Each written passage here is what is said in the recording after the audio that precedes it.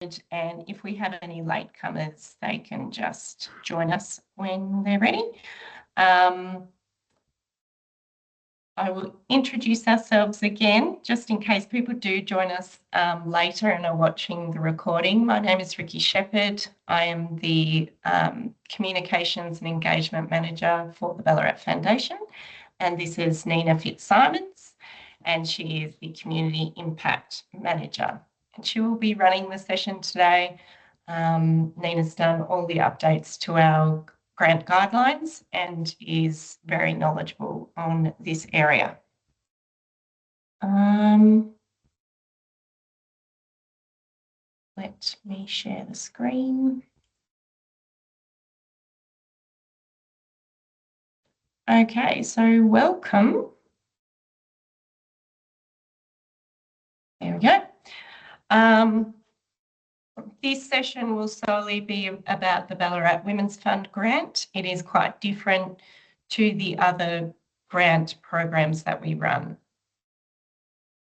We begin today by acknowledging the Wadawurrung people, the traditional custodians of the land on which we meet today, and pay our respects to their elders past and present. We extend that respect to Aboriginal and Torres Strait Islander peoples here today. All right, Nina. Great. Thank you and welcome everyone to the Ballarat Women's Fund Grant Information Session. What we have done over the last 12 months is actually refine the Ballarat Women's Fund Grant Program, and we're making sure that it aligns with our foundation outcomes. And our whole grant program, what it aims to do is to reduce disadvantage in Ballarat, to improve life opportunities for those who are disadvantaged or in minority groups, to increase community cohesion and connection, and to ensure that the work that we're doing is community-led and place-based. I'm just going to stop sharing for a moment because I've noticed our camera isn't picking us up. So I'm just going to see why has that changed. It goes cancelling speakerphone. Just go to the camera. We can see you if that's... Yeah, but we're just very far away this time. Oh, I see. Yes, you're right. It should be zooming in on us, and I'm not sure why it isn't. Okay, well, we'll just have to persevere, I think. We're just very far away.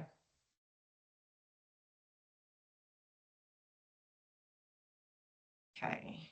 Oops. So what the Ballarat Women's Fund grant specifically aims to do is that it's looking at preventing family violence, but also advancing community equality. So there were two main focus areas within the Ballarat Women's Fund grant, and both of those relate to the 8 focus areas that the Ballarat Foundation supports. So the way the fund works is it's different to our other grants in that it's actually a giving circle. So we currently have 60 donors who are part of the Women's Fund, and those women or those people, because they're not all women and they shouldn't be. So all those 60 community donors, they actually pay $500 an annual contribution to be part of the Women's Fund. That money is invested, and then the dividends from that fund then get put into an annual grant cycle, which is also supplemented by the Ballarat Foundation.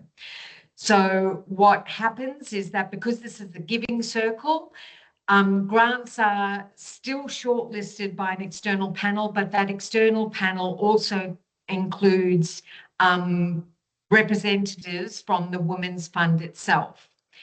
Then what happens is from that shortlisted group of applicants, Those shortlisted applicants then present to the fund donors at what we call a Pick a Project event.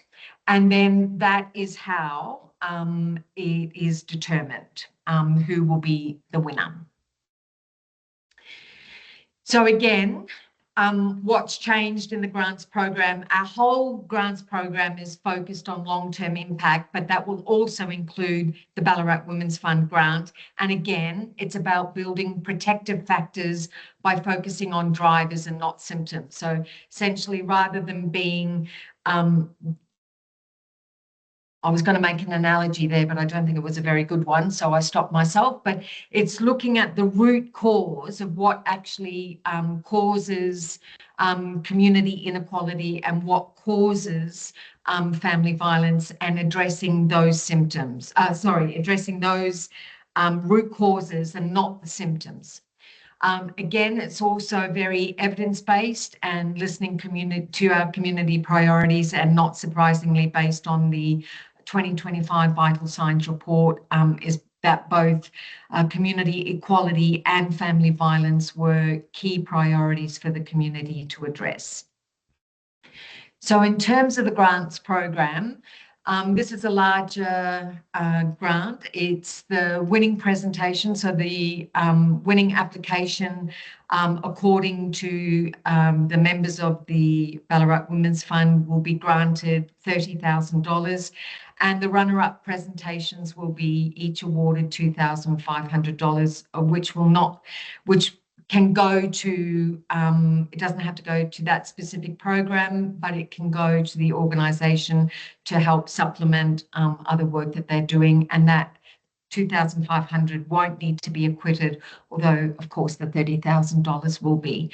Again, we really encourage everyone before they make an application to actually read the guidelines, which are on the Ballarat Foundation website. So what can be funded in those? So we'll go through both of those two areas, both family violence and community equality. So in terms of what can be funded and what can't be funded, again, we'll go through family violence first and then go through community equality. So in terms of family violence, we're really looking at primary prevention programs. So primary prevention programs will be funded, and also early intervention initiatives that strengthen those protective factors. And those protective factors, of course, are things such as, attitudes, stereotypes, any sort of norms that lead to, so it's about resilience, connectedness,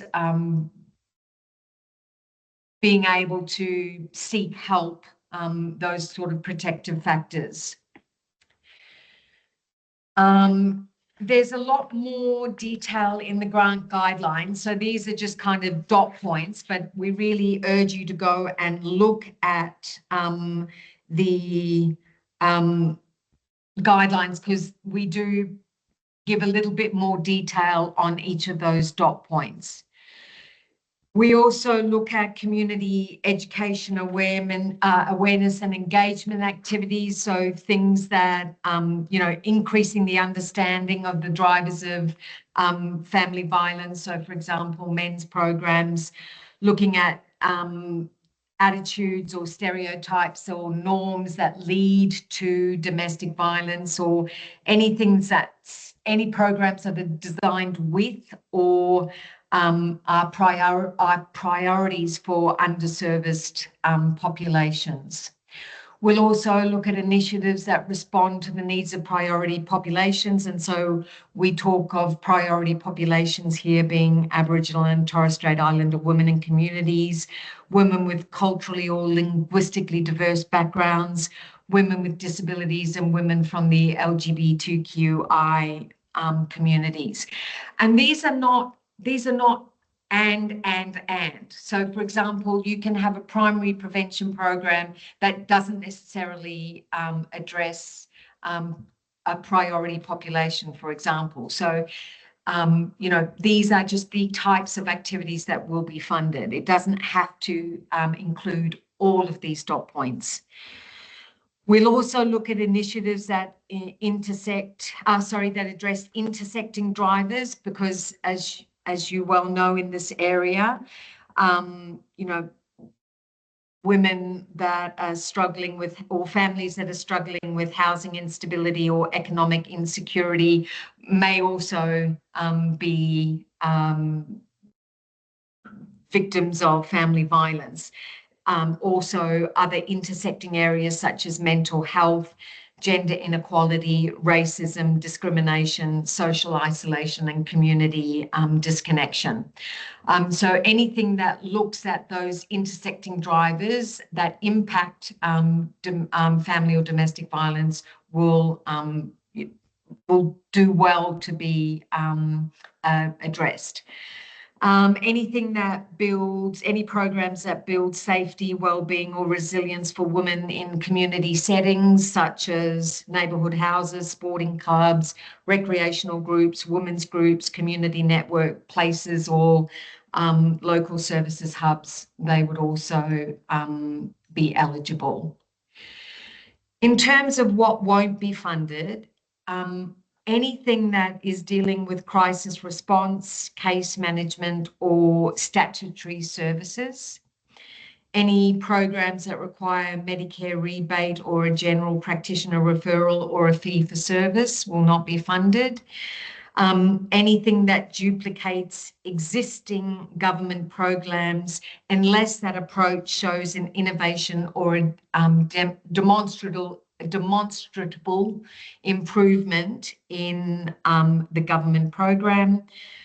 Any one-off awareness campaigns without clear evidence of meaningful impact, or any individual financial assistance or medical treatment. So they won't be funded under this grant category.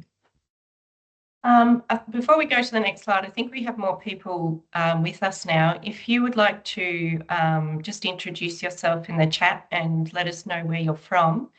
And if you have any questions, you can write your questions in the chat as well, and we'll get to them at the end. We will have time for questions at the end, so you're welcome to ask then as well. Thanks. So now the second focus area that's addressed through the Ballarat Women's Fund grant is community equality. And what we're really looking there is addressing systemic barriers that limit access or participation or the safety or opportunities, particularly of women, within Ballarat's community. So the types of things that would be funded are any initiatives that improve access to opportunities or participation for women, anything that removes structural or practical barriers to inclusion, anything that builds skills or confidence or agency of women. All of those would fit under the first dot point. We'd also support any applications that address women's health initiatives that improve health literacy, prevention, or early support, or anything that addresses gaps in information services or culturally safe care. Anything that's community-based or non-clinical in nature would be covered under those women's health initiatives. Anything that also drops or looks at barriers to education, learning, or skills building program for women. So anything, for example, that re-engages women in educational training or builds foundational skills so that women can engage more actively within the Ballarat community. We'd also look at any programs that looked at workforce participation, engagement, or re-engagement programs. So anything that supports women from returning to the workforce will be supported under this grant category. And anything that looks at cross-sectoral place-based collaboration. So anything that improves coordination in the community in terms of education, health, employment, or social support would be welcome, or anything that tests innovation within that place-based collaboration space. What activities won't be funded? So again, anything that deals with crisis response or case management or statutory services, or any programs that require a Medicare rebate or a general practitioner referral or a fee-for-service model, the same as the family violence, that wouldn't be funded, or anything that duplicates a government-funded program, unless the approach that's being proposed shows an innovation or demonstrated improvement in that program. Again, any one-off awareness programs without clear evidence of meaningful impact also won't be funded. So how to apply? The first thing to do is to read the guidelines. One of the things that you'll need to do is to make sure that you're eligible. And again, to be eligible for this grant, you'll need to have charitable status. You can't be an individual or a sole trader, a political party, a government entity, or a religious organisation where those funds will be used in whole or in part for the organisation's religious purposes. But as a religious organisation with a charitable standing or DGR status where the work will not be doing religious work, then you are eligible. So when you look at the grant guidelines, see if you are eligible. Look at the grant guidelines, see if the proposal that you're putting forward will fit the criteria that we're looking at. You then go to your good, and if the answer is yes, you go to Good Grants and you create an account, or if you have an existing account, you can use that one. You then click on to the Ballarat Foundation, click the correct application form. In this case, it would be the Ballarat Women's Fund application form, and then you complete that application form. Now, the reason I say read the grant guidelines first to ensure that you're eligible is that the very first page will be checking your eligibility, and if the form sees that you're not eligible, it won't let you go and complete the rest of the application. So just make sure that you are eligible. If you're not sure, just use the info email and we can, Sarah will be able to help you with that. So what's actually changed in the guidelines from previous years with the Ballarat Women's Fund grant? Previously, you didn't actually have to go through Good Grants. So this year, all applications will be done through Good Grants. You must meet the eligibility criteria.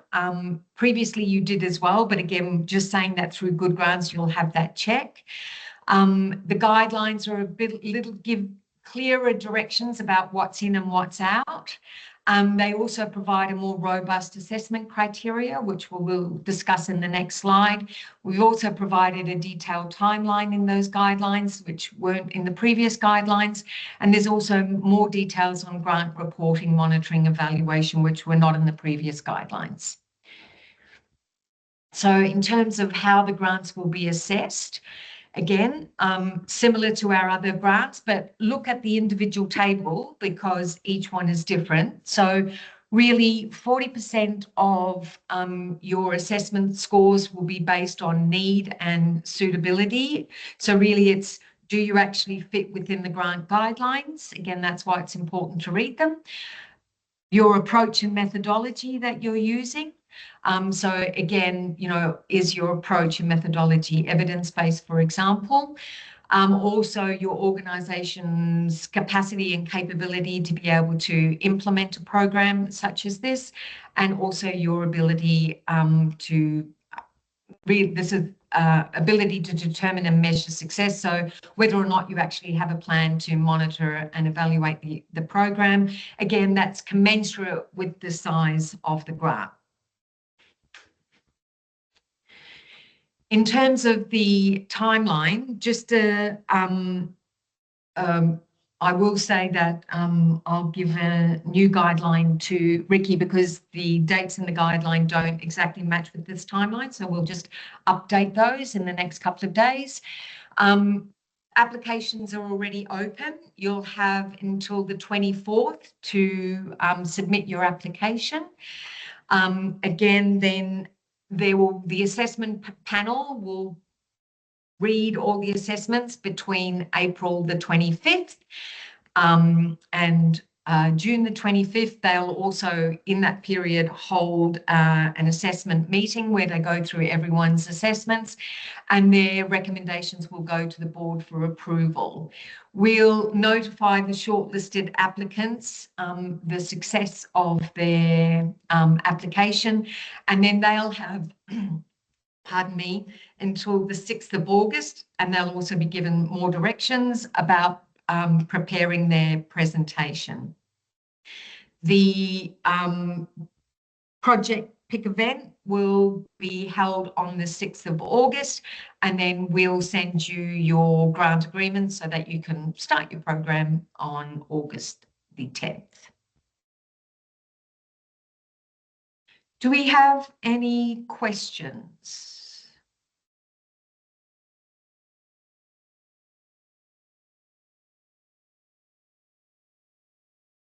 I know it's only me, but nothing in particular. Okay, no worries. Thanks for sitting through that again, Kirsten. Really appreciate it. No, that's okay. It was just good to get that overview and understand the background. So for me, very valuable. Thank you. Okay, no worries. Thanks, heaps. Thanks. Bye. Thanks. Bye.